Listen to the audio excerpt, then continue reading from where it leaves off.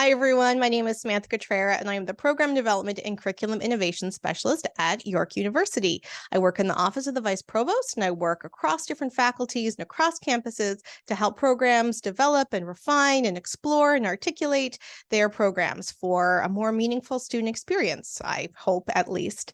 I'm creating a series of videos for programs to help them with things like learning outcomes and curriculum mapping. I've created a website that supports this, but these videos are in complement to it. They're very short videos, and I recommend that you watch them all together, although obviously whenever they fit best in what you are working with. Today is the first video, and we are just going to be talking about what learning outcomes are. Learning outcomes are, well, at first I should just recognize that I know that they have a very bad reputation. I know learning outcomes have a reputation of really quantifying education and really kind of taking away perhaps the human part of education. And I do recognize that as a critique. My PhD is in meaningful learning in education, specifically history education, but meaningful learning in education. And so when I was first encountered learning outcomes, I really saw them as a way to think about education in more student-focused ways. And speaking frankly, I was surprised about the resistance I was getting from colleagues in higher education about this concept of learning outcomes. And then I realized the ways that the learning outcomes have kind of come into higher education does make it seem like this is a quantifiable encounter or an articulation. And that's not the way I necessarily come to them. So I just want to be really clear about kind of my commitments or my pedagogical or theoretical orientation to these things. I understand education, all teaching and learning, all curriculum as representations of relationships. And when I think of learning outcomes, I also think of them as an articulation of a particular relationship. In particular, I think of them as an articulation of a commitment we make to our students about what they will know or do or value by the end of an educational experience. So a learning outcome itself can be articulated for a particular class, like a seminar or a lecture, like one discrete unit of time. It can be and should be articulated for a whole course. It can be and it should be articulated for a program. And it can be, and it is articulated for a degree. So for all of the Bachelor of Arts or the Honors Bachelor of Science or Master of Arts or a PhD and all these different things, those also have expectations, outcomes of what the kind of elements of that program, that degree is going to do. So let's just go over to screen share. I'm going to walk you through the website that I created to talk a little bit about this and show you a few graphics that can help. Now, all of this website is available to you. The link will be in the description below. And you can also just find it through the Vice Provost academic website if you wanted to Google it really quickly. So on our website, I have just defined learning outcomes in a similar way to how I have just defined it for you now. And the reason why I really resonate as someone with a background in education with a particular focus on meaningful education, critical theory in education, is I think of it as articulating a student-centric understanding of education rather than a teacher-centric or content-centric education. So let me give you an example, and I use this example all the time. So if you've heard me speak about this before, apologies, you're going to get the same example.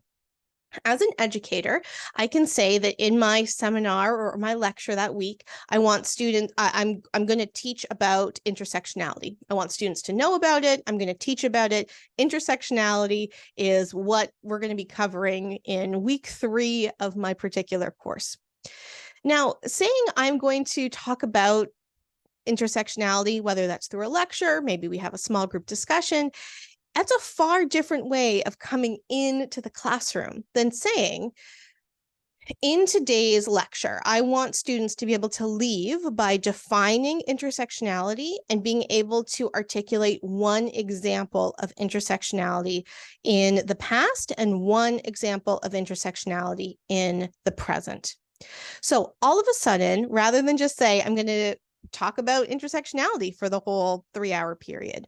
By defining my learning outcomes for that particular seminar, that particular lecture as define intersectionality, identify a historical example, and articulate a contemporary example, all of a sudden I am setting up my classroom to be able to create space for students to be able to define, identify, and articulate. And that is a far different approach to what I'm going to do in the classroom that day than just lecture. Now, that's not to say that I can't just lecture. I certainly can. But if I'm articulating my goals by saying I want students to define, identify, and articulate, then I have to create that 3-hour block to create space for students to define, identify, and articulate.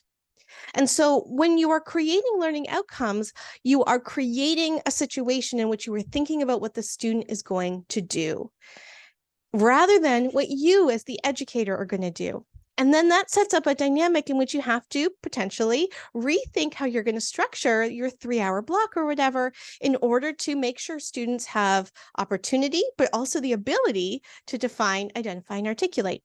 And that's what a learning outcome does. It is that commitment to your student that at the very least, the students are going to be able to define, identify, and articulate intersectionality after that 3-hour block. Now, of course, there's lots of different stages of a learning outcome, and maybe those are your learning outcomes for the whole course. So lecturing during that one class is completely appropriate. That's fine. But by articulating those outcomes for students, articulating the commitments that you're making to students, that at the very least, this is what's going to happen in your class or your course or the program, then you are ensuring that the ways that you are framing that information, you're talking about it with your students, you're talking about it with your colleagues, you're defining assignments, gets created. And that's what I think makes really powerful the idea of learning outcomes in education, all educational experiences. When I was teaching a course, I defined learning outcomes for my course. And I also identified which assignments were going to articulate or assess whether or not I was meeting those learning outcomes. Now, my learning outcomes were not very complex, because again, these are the definitions of the commitments that we were doing. Are we going to do more than that? Yes, I certainly hope so. But this is what I am committing to ensuring that we are doing in this class. And how am I going to make sure that the students are on board with that? Well, I'm going to make sure that the assignments do this as well. And so by mapping that, by articulating my commitment to my students, and then mapping how, for example, students are going to be able to show what they have learned, that makes a much more powerful and integrative, and what I like to think is a more student-centric way of framing the time that you have together and framing those relationships that you have. Now, I know that some people do think that learning outcomes then take away some of the relationships that people have with their students and with the content. And that's not what I'm saying at all. When that learning outcome of defined curriculum, well, that's a pretty basic, seemingly, right? Learning outcome just to define curriculum. But the fact is, something like curriculum is actually a very complex concept. And so by saying my commitment in this class is that students will leave by defining curriculum, what I'm actually creating space for throughout the entire course is for us to be able to explore the complexities of what that definition might look like from students' various points of view, theoretical points of view, educational points of view, etc. And so it doesn't actually take away the relationship I have with the students. It makes me remember the commitment that I have to the student. We need to define curriculum, but it allows us space to be able to grow and develop within that outcome that we have. On this website as well, I talk a little bit more about student-centric education, but I also define that we have to ensure that our program, learning outcomes in particular, our programs align with Ontario's degree level expectations. I'm going to talk about those more in other videos, but these are not difficult or onerous or hard things to be able to meet. They really are articulations of what most of us do and our degrees do as well. I'm just going to pause really quickly. I don't know if you could hear that background noise. Hopefully it's a little less strong right now. I'm going to be talking more about the degree level expectations in the other videos on writing program learning outcomes and on mapping program learning outcomes, but you can see these links here as well. And on this website, I also identify that there are resources for writing learning outcomes and mapping learning outcomes. You can also find them through this drop-down menu here at the top, 1 and 2. And I will be creating videos that also talk about all the different elements in those. So please watch those other videos. And I hope this was a good introduction to why the concept of learning outcomes can be really, really powerful for your teaching, but especially because I am focused on programs, how they're really important for articulating the commitments that you are making to students in your program as well. All right, we'll see you in the next video.